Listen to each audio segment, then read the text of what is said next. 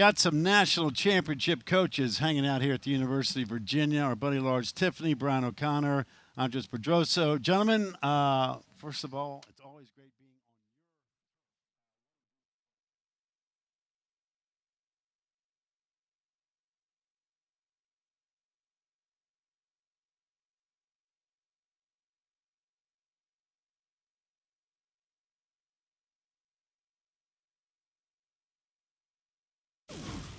Got some national championship coaches hanging out here at the University of Virginia. Our buddy Lars Tiffany, Brian O'Connor, Andres Pedroso. Gentlemen, first of all, it's always great being on your turf. What a beautiful place this is. It's magical. I think the three of us would agree that this is a special place. Coach, I know you got practice starting today. I mean, for you to say, how good Virginia baseball must be if you're wasting time with us. Well, they can do without me for a little bit.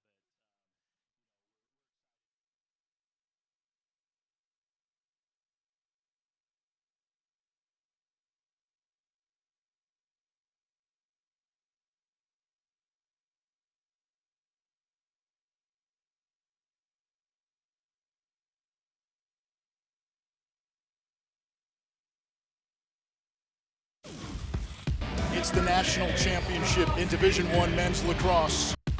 Wheelman punches it ahead, a chance for Maryland. Wheelman all the way, shoots, save, road! Virginia's got it! The King's name remains a tower of strength. The crown stays with Virginia. To redemption, the Virginia Cavaliers are the national champions. Now down to their last strike. It's all over.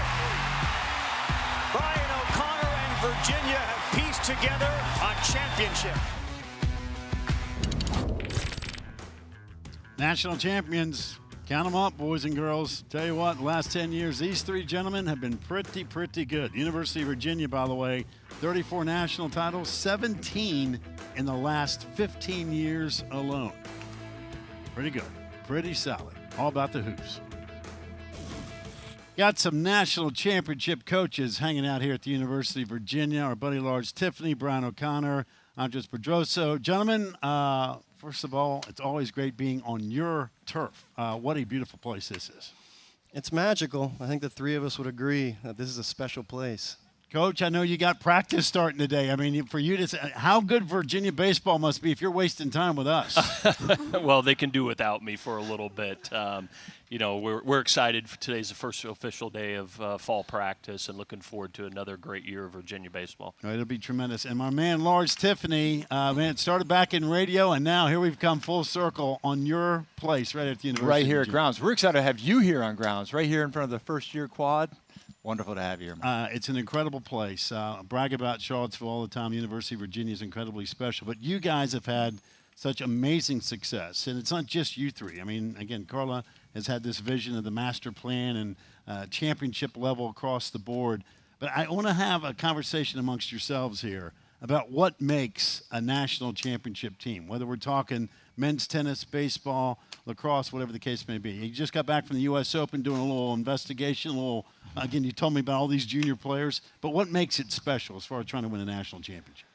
Yeah, I think you need to be at a very special place, and a place where people believe in what you're doing, and a president that believes in what you're doing, an athletic director, a community behind your program, and a place like where you can walk people on the lawn and in front of the rotunda, and that's a pretty magical moment right there when they first see that. And so we really have no excuses here, and luckily we have the support that we need to be successful here. And I think all three of us would agree on that as well. Well, Right? for sure, that's where it starts, right? That there's people in this community and alumni that are so passionate about this institution, and it attracts a particular young man or young woman to come here and get one of the best educations you can get in this country and play at the highest level of athletics. And I'm really honored to sit in between these two guys because each of them have 2 national championships. We only have 1 in baseball, so I'm honored to be here on set. And we are lucky too. It's all about the competitors, the people we're putting on the field. And we were just really, really fortunate to have such an attractive university, like Andreas was pointing out. But it's the toughness, it's the grittiness of what we strive for in our athletes, and we can get them here at the University of Virginia. You know, with all the success that this place has, from an academic standpoint, from an athletic standpoint, I found it interesting before we brought you guys on. You're all talking about recruiting and so forth. You know, and that kind of, you know, it's kind of a trickle-down effect, isn't it? When, again, if men's tennis is rocking, it helps baseball, it helps lacrosse, it helps football, basketball. Tony Bennett, another guy that's won a national championship. Talk about the relationship you guys have, not necessarily with each other, but just in general, in terms of success, breeds success at the University of Virginia. I talk about this a lot. The culture within our athletic program with the coaches is remarkable. I can't tell you how many times I've called Brian, I've called Lars. I just walk into Lars's office, he's right next to mine, and I just ask them for advice. And they've been doing this a little longer than I have, a lot longer. And so they've been through everything, and it's been invaluable for me as a younger coach to have people like this in my corner. And that's the culture. Everyone's there to help each other and support each other. I agree. Like, it doesn't feel siloed. I've been at other campuses, the athletic department, you feel the silos, whether it was a physical structure or just emotionally and sharing. But there's a continuity here, and that we're doing this together. And it really does. Like, you know, if he wins one, and I'm like, I'm envious, I got to get mine own next one. And so, but it's really, really great rapport in the department. Well, it is, and I've been fortunate. This is my 22nd season here at the University of Virginia, and I remember for a long time my office was next to the great lacrosse coach Dom Starsia, and I was in Dom's office 6 times a day as a young 32-year-old, never been head coach, and learning from him and the wisdom that he imparted on me at that time. And you know, it's just great. You want to be a coach at a place where, you know, people are passionate and they care about what's happening, and certainly the coaches that are in this department are the best and love representing this great university. And let me add in too, it's because University of Virginia doesn't tier sports. Like, we're all really well supported, and we're very fortunate. It starts with the Board of Visitors, Jim Ryan, Carla Williams, that every one of us is supported to be successful and pursue championships. Yeah, I've always talked about this, and this is true whether we're talking about athletic departments or a pizza parlor or a gas station. It starts at the top, right? And everybody's got to be on that same page. And I mentioned Carla Williams and the master plan and so forth. And I want you guys to talk about her, because I think she's one of the most brightest, one of the most incredible leaders in college athletics, especially in a time where there's so much unpredictability. But what she has brought to this program. I think there's 2 things that I really appreciate from Carla, and number one, it's how hard she works. I mean, she's at so many athletic games for all our teams. I mean, you call her at 10 o'clock at night, she'll answer. She's all in, and that's something it's just incredible to watch. And, you know, we are a reflection of the leader, so if we see our leader working that hard, we're going to work just as hard. And the other thing is, every time I walk into the McHugh building on the 3rd floor, that door's open, and I can just pop in, and I know she'll give me 15 minutes or however much time I need. And that's huge, because communication's everything. Yeah, well, certainly you want the support, and we have it from her, and certainly from the president's office as well. But, you know, I speak about her foresight, right? As an athletic director, anybody leading an organization, yeah, you have to take care of what's right now, but you have to also be able to look into the future about what's going to happen in all of our programs and in college athletics, and have a plan. And I've always believed that since she's been here, her foresight and looking forward to things and being prepared is very, very good, and will help her continue to be successful. Yeah, I agree. Our definition of mental toughness is consistency. We ask it from our athletes. Give me a consistent effort every day in practice, and certainly on game day. I see that from Carla. I mean, we know exactly what her expectations are. We know what the rules are. She helped me turn this program around when she first arrived here 6.5 years ago. Carla is the most consistent person I know, and she's out there every day. And some days it's love, some days it's tough love. But you know she's going to be consistent. You know, I'm going to put all 3 of you on the spot here. Coaches always like to borrow from others, right? I mean, the great coaches are always open-minded about, well, hey, what's working there at school X or school Y that I can implement with my program? I'm going to start with the tennis situation over here. You ever learn anything from these 2 guys over here? I mean, did you ever hear a speech or maybe a nugget or something like that, Andres? This is my neighbor, So the one that I harass the most is Oak. So literally, I call Oak when I was talking about something that was positive. I'm not talking about the homeowners association over here. No, I mean, I go to Brian a lot for advice. I mean, off the top of my head, I listen to a lot of his interviews. Off the top of my head, I can't think of one right now, but this is somebody that I go to a lot for advice. And so what kind of neighbor is this guy? Is he a problem? Hey, Because we're on national TV. You can finally utter your grievances right His now. lawn is mowed, right? it's well kept, but certainly, seeing Andres and his family a lot around the neighborhood is great. And, Lars shared with me shortly after being here, how with his team, he has integrated books that they read and how powerful it has been for his program.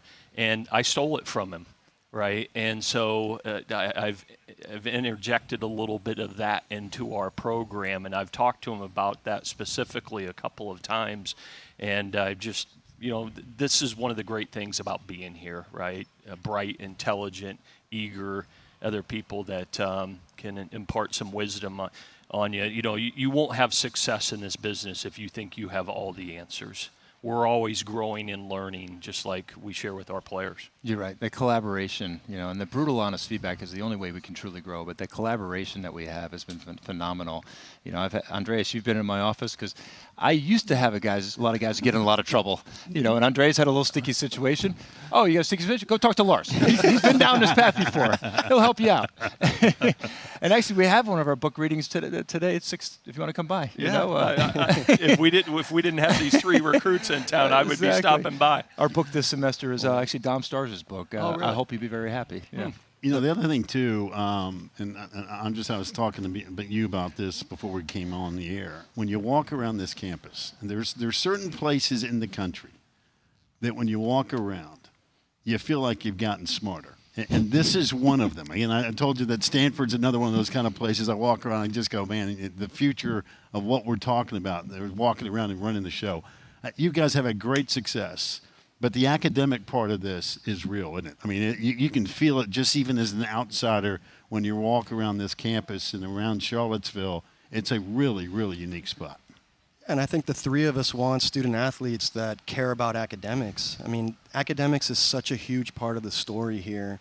I mean, if you just think about how Jefferson built this place and the purpose behind it and the academic village and having the professors living with the students right next to each other and the pavilions being the original classroom, academics is in the fabric of this university to the highest degree. And so you need student athletes that want to be pushed on and off the court.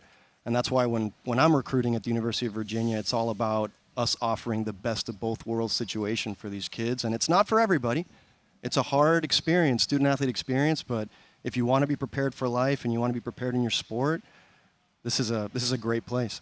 Well, what I can't figure out is I've been here 21 years, and I took the ACT in high school, right, and twice. And if you combine my ACT score, both of them together, I'm still not getting into this place. But they let me coach here, right? But they, listen, they have a tennis program, a lacrosse program, baseball program, the other sports here, not for us to have a place to coach, right? It's a place for our athletes to have a place to compete and try to win championships. That's what we just happen to be the leaders of it, and we're very fortunate to have that opportunity. Yeah, I love that you brought up the history of the Jeffersonian principles, and it was all about the interactions. It's no matter the size of the school, big or small, if you can get more interactions with professors, more interactions with the teaching assistants, that's where the education happens. The proximity of the students with the professors, which I've been really impressed with this institution. Even though we're 15,000, 16,000 students, there's still that small class, small engagement atmosphere. There's a lot of schools where professors are not required to teach. But here at UVA, you can't just write books. You can't just be on podcasts or videos. You have to teach a class. And that's amazing for the students because they have access to former White House cabinet members, CEOs, hedge fund managers, private equity owners. It's just an incredible academic experience. Yeah, there's no question. All right, before we let you guys go, I'm going to pull a page from College Game Day because all of you said something to me before you came up on the stage. You're like, man, can we pick games?